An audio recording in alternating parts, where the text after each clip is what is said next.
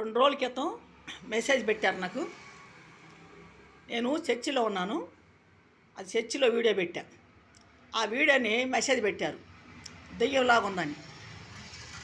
వాళ్ళు ఆ మాట అని ఆ మెసేజ్ పెట్టారు కదా, వాళ్ళే దెయ్యం అవుతారు.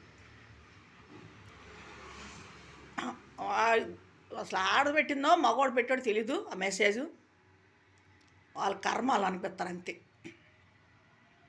ఇష్టమైతే చూడండి, ఇష్టం లేకపోతే మానేసేయండి. వీడియో చూసి మాకు మెసేజ్ పెట్టద్దండి ఎవరు కూడా. చూడమని కూడా బలతం చేయట్లే మేము వీడియోని. నా సమస్య గురించి నేను చేస్తున్నాను. అది మా భూమి గురించి చేస్తున్నాను నేను. ఈ వీడియో చేయటం కూడా పొలం గురించి. 5 ఎకరాల 20 సెంట్లు భూమిని కబ్జా చేశారు. సీతన్నారులో బాలసాని రాజేశ్వరరావు కుటుంబం, సముద్ర చిరబాబు కుటుంబం చేశారు. వాళ్ళ కొడుకులు, వీళ్ళ కొడుకులు, కాడళ్ళు ఫ్యాట్లు వేసి అమ్మేసుకున్నారు 2019 2వ నెలలో. నేను చర్చికి వెళ్ళా. ఆ చర్చికి వెళ్ళింది మెసేజ్ పెట్టారు వాళ్ళు. ఆ మెసేజ్ నేను చర్చిలోకి వెళ్ళా. ఒక దేవుడి కాడికి వెళ్ళాను నేను.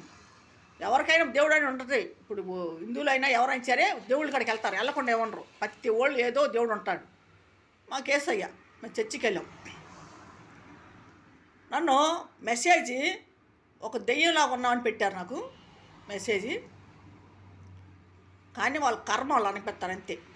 మేమేమనం, వాళ్ళ కర్మ వాళ్ళకి అనిపిస్తారు అంతే. ఇంకా మేము అన్నయ్య చెప్పి పెట్టా ఒక వీడియో. మా జోలికి వచ్చినా, మా బిడ్డల జోలికి వచ్చినా ఆ దేవుడే చూసుకుంటాడు. అనవసరం మా జోలికి ఎవరైనా వచ్చారనుకో, వాళ్ళ కర్మకు వాళ్ళ బాధ్యత కాదు. వాళ్ళు అనిపిస్తారు అంతే.